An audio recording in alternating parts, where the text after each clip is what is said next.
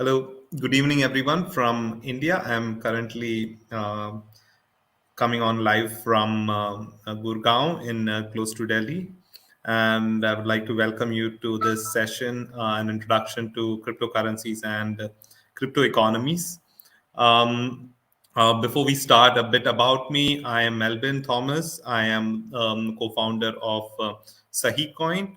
What Sahicoin is, I'll give a bit of an introduction later towards the end of the session. I've been a crypto investor since 2017. Previously, I worked with Telefinance, which is a crypto startup based in San Francisco. Prior to that, I have worn a couple of hats with Digital Green as a product manager and with Bengaluru FC, where I was heading the soccer schools over there. And earlier, I mean, in 2021, middle of 2021, I came back to India to help build Sahicoin. And I'll talk more about my journey and what Sahicoin is at a later stage. But let's just dive right into what we are here for today. So before, I believe a lot of you guys already know about Bitcoin, but just to give a primer on what it is, what crypto is, just for the people who are new to the space and who are essentially trying to understand it. So a bit about Bitcoin. Right. So earlier, what is the need for Bitcoin? Everyone's like, hey, this is a big thing. This is cryptocurrency. What is the need for it? And what does it essentially do? So let's just give a bit about history about how money transfer happens. So you have to essentially give money to someone. For example, person A is giving some cash to person B. They give physical cash. Right. And that's a good thing about it is that when A gives that physical cash to B, A no longer has it. So B has that note that they're holding, and that is pretty much a financial transaction right there. Now, how do you take it to the digital realm?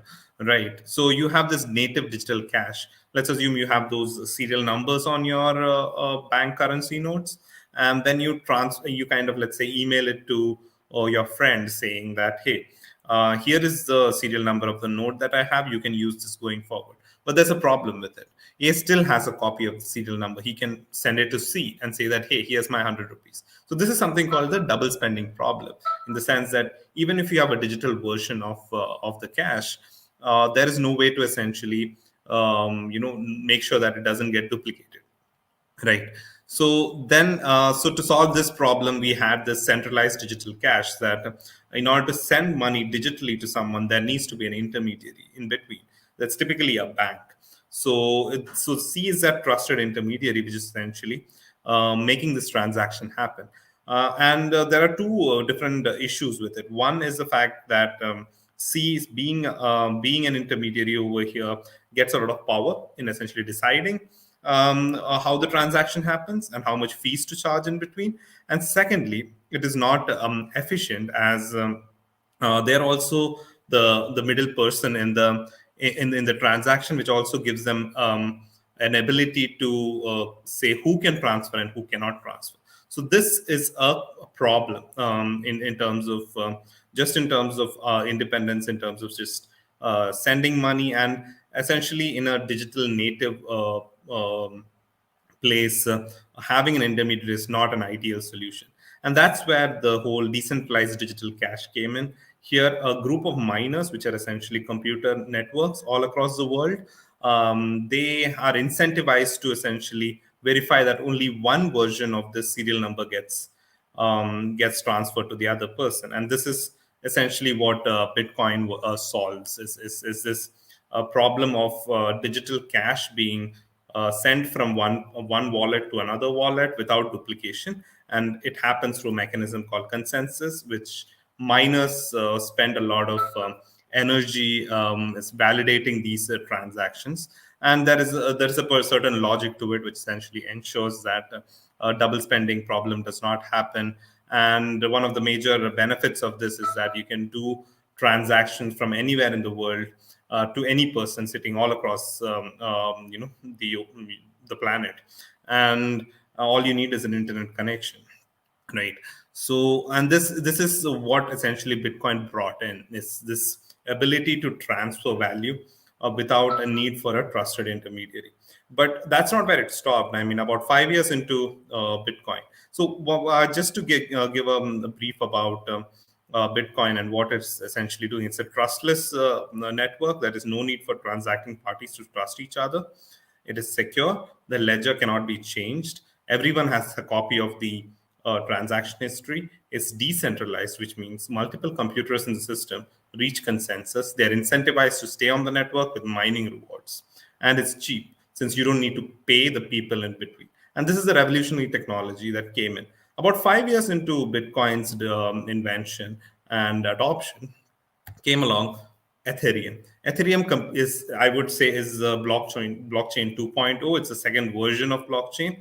Now, think about it. If you have self-executing transactions, can you not also have self-executing contracts? Just to give an explanation about what that is that a regular contract in A agrees to pay B when a certain condition is met. Let's assume that they placed a bet saying that India India and Australia are playing a cricket match. And if India wins, you pay me money. If Australia wins, the other guy pays the money, and they place a bet. And what happens is that one of the team wins, and the other guy does not pay up. So what does the person who is supposed to get the money do? They send henchmen or they move to court saying that, hey, this guy promised me this money, and that's it, and they are not paying up. And these are the only ways in which traditionally you can recover the money when a contract is set, right? Whereas when you have a self-executing contract, what you have is that when the a condition is met, the payment happens automatically on the Ethereum network. And this is the new revolution that Ethereum brought about, right? So and what does this mean? Essentially, there are lots of these self-executing contracts. Now you don't need third parties, you don't need lawyers to write down contracts, you don't need people to execute those contracts. So this has brought about a, a revolution in terms of the kind of applications and the kind of interactions that you can have on the internet, right? So benefits of the smart contract is that you don't need intermediaries to execute contracts. You can enter into contract with strangers. You don't need to establish trust beforehand. And then there are a couple of applications, like you can disperse loans based on these contracts, insurance contracts, employment contracts. All of these can be essentially encoded onto the Ethereum blockchain. Right. So then comes this concept of Ethereum virtual machine. So you have this smart contracts getting executed, but who executes it? No, I mean, everyone thinks, okay, fine, if there is an entity or a corporation that is executing it, then it would be easy for people to point a finger and say, hey, this is the person who executes my contract.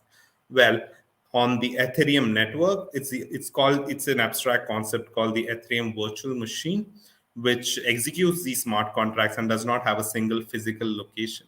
So as you can see in this diagram here, if you are executing the contract, the whole network, the computers in the network all agree that this contract is valid, and that's how they kind of end up executing it.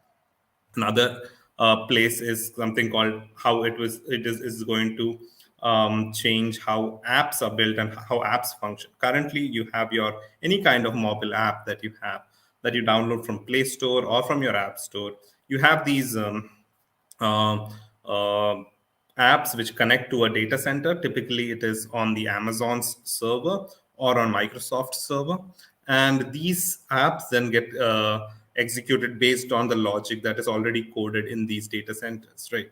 So instead, you have dApps, which is decentralized applications over here, which do not have any single data center which stores your data, but instead, all the information is stored across the whole network, and it gets executed on the Ethereum network, right? So now another new paradigm that comes out of this is also how organizations are structured. This whole concept of decentralized autonomous organizations, which essentially is changing the way organizations function. You have a typical organization org structure over here. You have your low management, non-management, then you have your top management, your CEO, and you have that pyramid structure, right? So one legal entity is in charge of all the employment contracts throughout, and many layers of management, coordination, and there are a lot of biases that come in place over here. A lot of people's voices are not heard, and these kind of issues crop up. And so what self-executing contracts help you do is that if a lot of these things are already encoded, why do you need people to sit and monitor and execute a lot of these functions? You would rather have a decentralized organization where people are already talking to each other, encoding their work and their contracts on the blockchain, and saying, "Hey, I wrote a code. I had to write a certain code that executes a certain function. Here, I have submitted my code. You give me the payment." So this is how and all of those get executed automatically. And this is the way in which decentralized autonomous organizations work. Machines understand how machines essentially decide the consensus, the rule sets, and the smart contracts instead of legal employment contracts. So if any of you guys are lawyers, there's a lot of jobs that are going to get affected by these, but not to worry. I believe lawyers can always figure out new ways to essentially get ahead of the curve. So then comes the part where you have these non-fungible tokens. You might have seen these apes and how they are being valued. And you must have heard about some JPEG of an ape being sold for $23 million, right? And so what essentially are these non-fungible tokens are that the problem with Bitcoin or any fungible token or any normal cryptocurrency is that it is not distinguishable from another. So if I send my friend 5 Ethereum, he sends 2 Ethereum to someone else. It always works like how money works. You have $100 bill. It doesn't really matter whether that one particular $100 bill is that specific $100 bill is worth anything. But with NFTs, you have this uniqueness that you can essentially encode onto the blockchain. So it is ideal for creating digital versions of collectibles like art, trading cards. All of us know about baseball cards that people trade, and these can also be used to digitize identities and prove ownership of things like real estate, where you can essentially say that, hey, I own this piece of land, and the registry already says that and is immutable, right? So another thing about NFTs is that all these are tradable, in the sense I can always buy and sell it based on what people value them for. So if it is unique enough, it can also be something like music rights, right? You have all these artists who upload their content on upload their music on Spotify, and a lot of them complain that they don't get enough of revenue from all the people who are listening to it, right? So if you encode your music as an NFT, there are platforms that let you essentially monetize it based on the way you want it to be monetized, right? So these are some of the changes that are happening in the industry. All of them are in a nascent stage. As a result, you see this the blockchain primitive is what it's called. Right. So this is pretty much the crypto landscape. The core infrastructure that you see is the Bitcoin, Ethereum, and there are similar blockchains that I've come across, which is Cardano, Atom, Cosmos, Polkadot, and Solana. So all of these are something called layer one infrastructure. These are the base blockchains. Now these base blockchains have an issue. They are slow. Like Ethereum can only take some 7 to 10 transactions per second. Bitcoin can take, I mean, all of them have scalability issues, right? And it takes about 1 hour for your Bitcoin transactions to get confirmed, whereas on Ethereum, it takes less than a minute. So um, all of these things are not scaled yet, but these are all older version, or all, what do you say, a primitive version of the blockchain. And what you do want is that you build scalability solutions to make it faster. So you have these Optimism, Arbitrum, Fuel Labs. All of them are essentially and you have an Indian a crypto startup called Polygon, or a crypto token, which essentially helps scale Ethereum much more than what it can currently handle, right? So, and then These are centralized exchanges. You've heard about them probably: WazirX, Coinbase, Binance, ZepPay, Kraken, FTX. These are the places where you can go and buy cryptocurrencies, trade them, sell them, take leveraged bets, futures trading. All of these exchanges allow you to do that. And the best thing about the centralized exchanges is that you can pay fiat money, that is INR or USD, or any of your that kind of fiat cash that you can essentially transfer into these exchanges and buy cryptocurrencies. You have decentralized exchanges. Now, you heard about centralized exchanges. There are decentralized exchanges. Over here is where smart contracts come into play. I earlier spoke about smart contracts, that when a certain condition is met, it self executes. So, decentralized exchanges do not have middlemen. What they do is they swap one cryptocurrency for another, and based on certain logics that they've already encoded into it. So there are people who provide liquidity to them, which enables them to have this whole pool of cryptocurrencies which get bought and sold based on certain market conditions. And there are no people involved in any of these transactions. It's just completely run by code on Ethereum or any of these blockchains that you saw earlier. So then you have stable coins. So one of the problems with the crypto is that most of the crypto is volatile. So you have these stable coins which are pegged to the dollar to a large extent. Most of them are pegged to the dollar, which means that their price is always $1. So in case of USDT or USDC, they maintain a pool of real US dollars in a bank account, with which they buy and sell the token to ensure that its value always remains $1. The reason why this is being done is that I earlier spoke about these decentralized exchanges. Over here, only crypto to crypto transactions can happen. And to enable that, you need a crypto native version of the US dollar. And since most countries are talking about coming out with this thing called centralized central bank digital currencies, they have not yet come out with it. Till then, the stopgap solution is to rely on the stable coins, or maybe you never know, the stable coins will take over the market and CBDCs might get irrelevant going forward. Then you have lending and borrowing. Again, smart contracts that let you lend and borrow based on preset conditions. No one is involved. Billions of dollars of money is being lent out and borrowed, and people are earning interest, people are paying interest. And this is an active economy that has been out there since the last 3-4 years now. So, and then you have derivatives.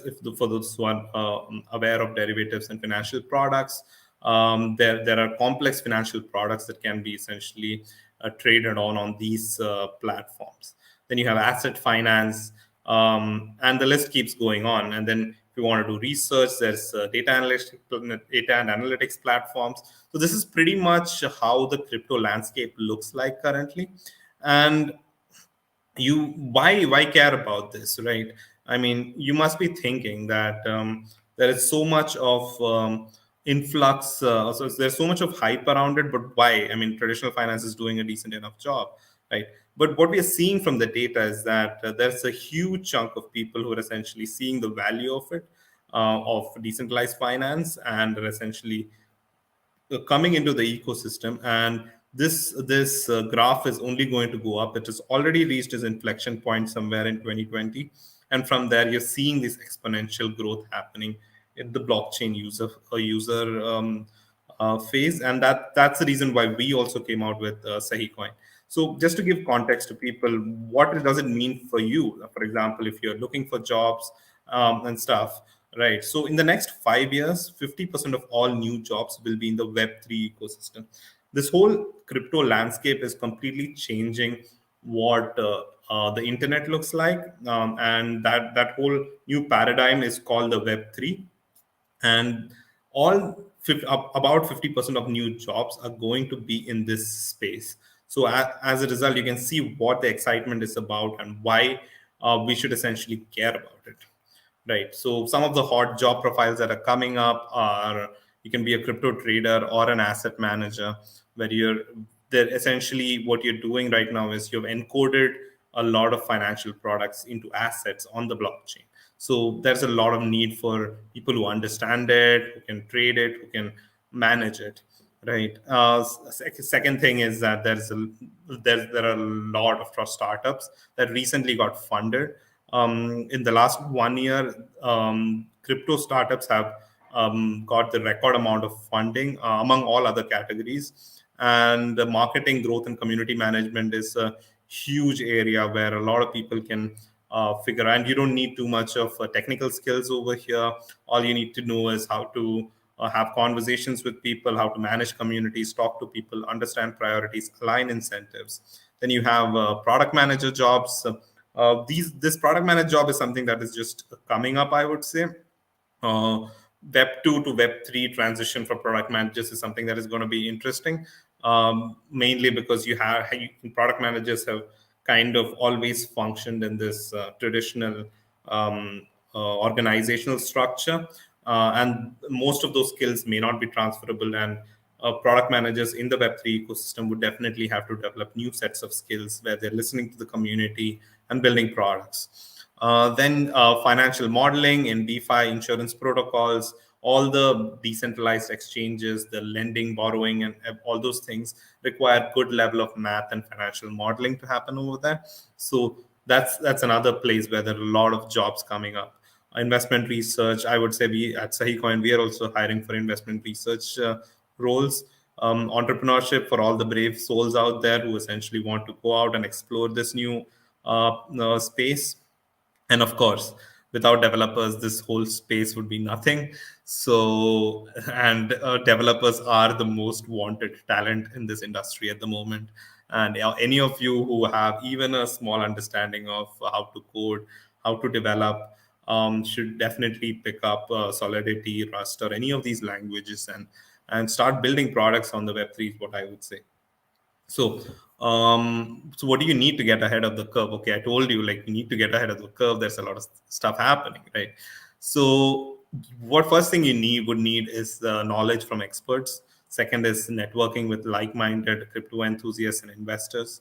And the third thing is you need to learn by doing stuff. Thankfully, we have all three of it in Sahicoin. What we do is we help you learn about crypto to cut the noise and get the Sahi information or the right information in crypto.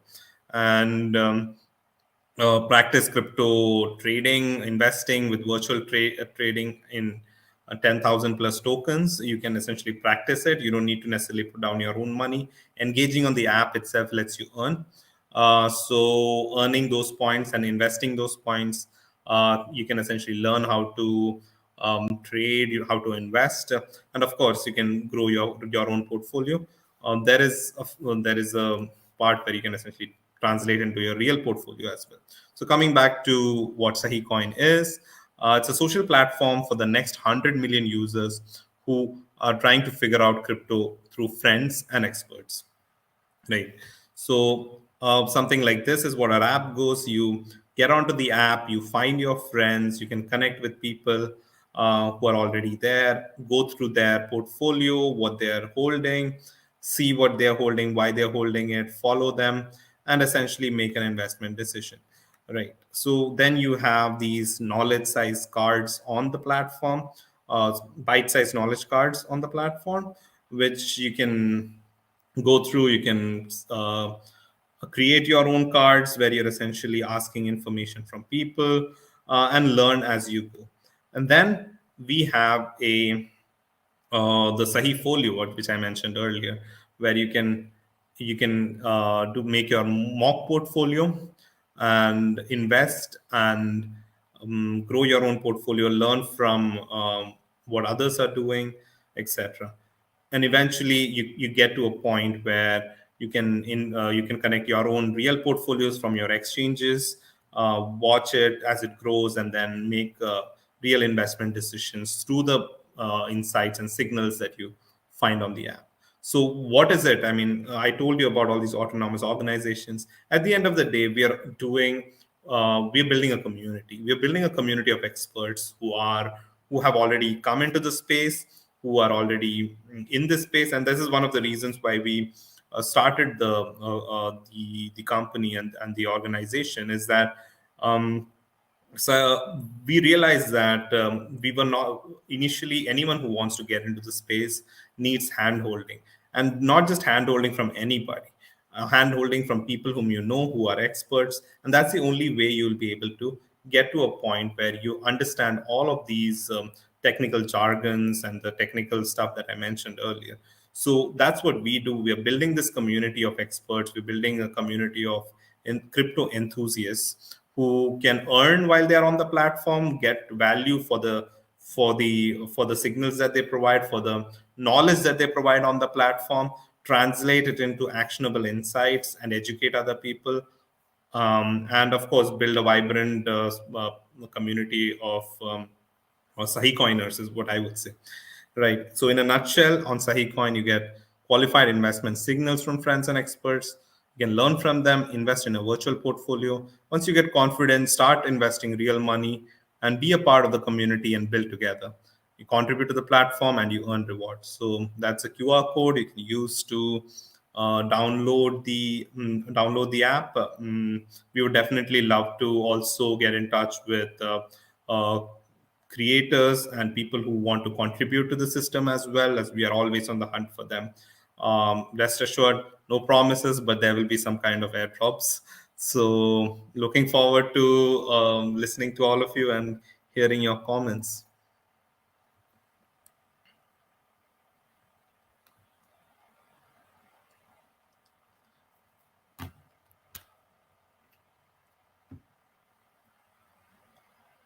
Okay, so I have one question. How did you initially get into the world of crypto? So I personally started hearing about crypto in 2014. I did not know what it was. Around 2015, it hit $1,000, and I was like, "Wow, this is a lot of money. Why is anyone investing in it?" I did not know what it was. Fast forward to 2016. Around 2016 is when I was talking to a friend of mine who had been in crypto for a while, and um, he was essentially looking for he identified an opportunity that the price of bitcoin was different in different places.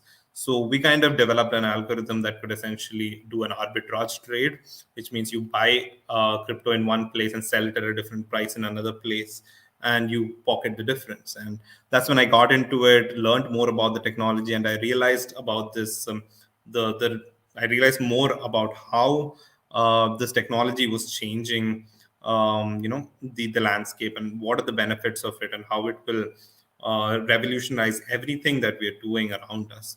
Yeah, so that's what piqued my interest. I got into it, invested more, and started researching projects and what they are doing and how they're doing stuff. In 2021, while I was doing my MBA at the University of Toronto, 2020, I got an opportunity to work with the Telefinance, where that's where I learned more about DeFi and what's happening in that space, about these all these self-executing contracts and how people were just going crazy about it. So yeah, that's how I got into crypto. I've not looked back since. So I have another question. What are you most excited about for this year in crypto emerging trends? Well, I do see Web3 as a huge emerging trend over here. Two things. One is Web3, and the second thing is the metaverse. The reason why I'm bullish on metaverse is because you're seeing a huge change in the way people are interacting online. People never used to think that you could do most of jobs online, and I think most of the jobs have transitioned online and have done really well. We've got that 2 year period where 2 to 3 year period where we could essentially, understand all the issues with it, and companies have also evolved. We might see the future of work moving to the metaverse, more than people living in the metaverse, I would say. That is one side. And the second thing is you have a new generation of people who have essentially, who will be exposed to the metaverse from a very early age. Think about it this way, that when I was growing up, I was exposed to the internet from the age of, let's say, 11, 12, I would say. And that changed my whole perspective on how the world worked, right? So for the new generation, the metaverse, all the Oculus headsets are how they are essentially going to be exposed to the internet. And that is how the new set of products, the new innovation is going to come from their generation. So that's going to completely change a lot of things over there. So I'm actually quite bullish on that.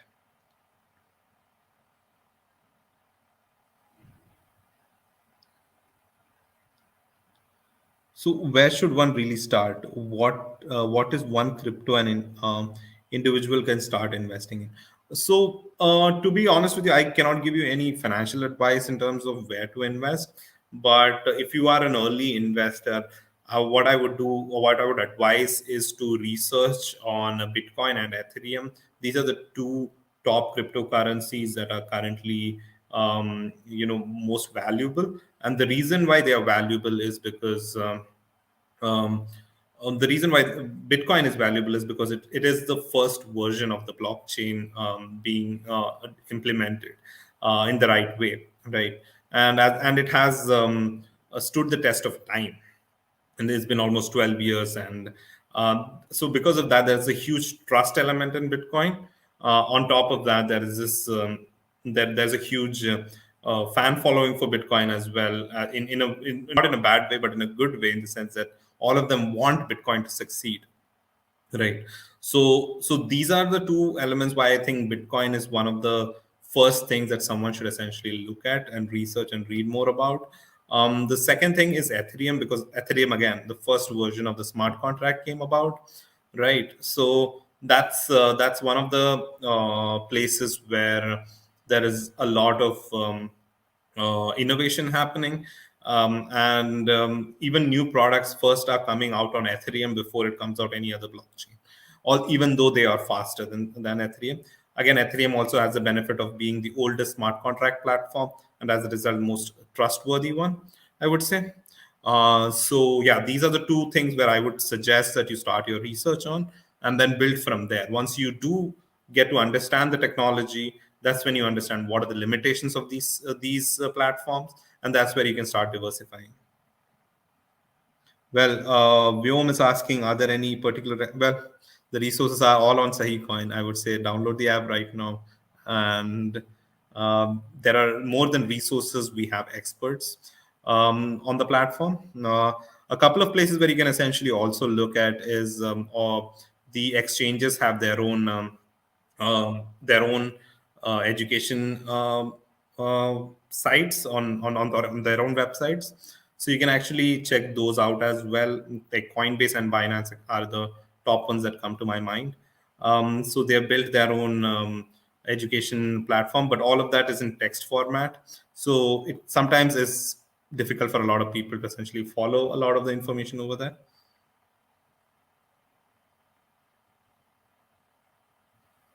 So we have one question: as you build Sahicoin, are you thinking? How are you thinking about long-term goals and culture? Okay, that's a tough one, but I'll take a shot at it. So one of the things that we believe at Sahicoin is that we're building a platform that essentially benefits the creators, and we are building that creator economy.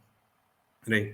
So the culture is essentially mostly centered around the learning aspect and the contributing aspect. Why we are focused on that part is because that's the learning and the contributing towards other people's learning is the core value that Sahicoin is bringing to the table. We are not an exchange in the sense that we are not making financial transactions happen.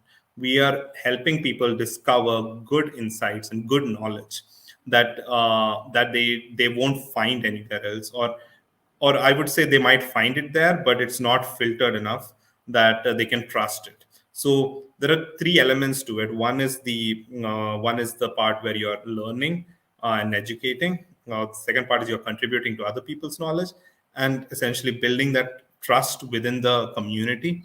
And I believe that is something that we want to scale, not only for the team that is building it, but also for the community that is out there. And building it to scale is definitely possible through the blockchain, is what we have been able to see from all the successful protocols out there. And yeah, hypothetically, if crypto was to fail, what do you think would be a possible cause of failure? That's a loaded question, I would say. So First of all, I would challenge the first assumption why crypto would be failing. The only reason why crypto would fail is because it will not be able to live up to the decentralization thesis that is already there.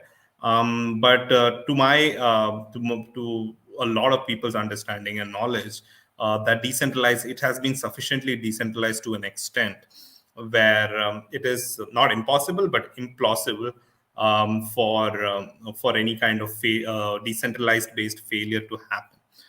Right. The one of the benefits of the technology is that if a single government decides to ban cryptocurrencies, it is not possible because they will have to ban the internet.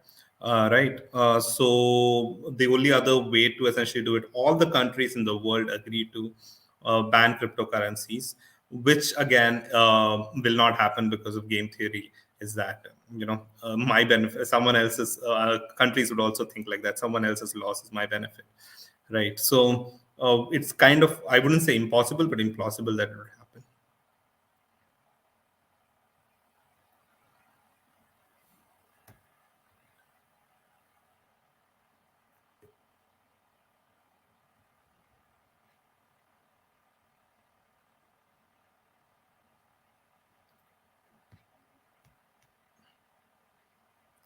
All right. I guess we have reached an end to all the questions. So, thanks a lot for listening in, and do check it out. Follow me on Twitter, on and Discord, or on Telegram, and you can definitely drop me a message over there. Would love to catch up and have a chat with any of you guys who are listening over here. Download the app. I'm definitely active over there. So look forward to seeing all of you guys and have a great day.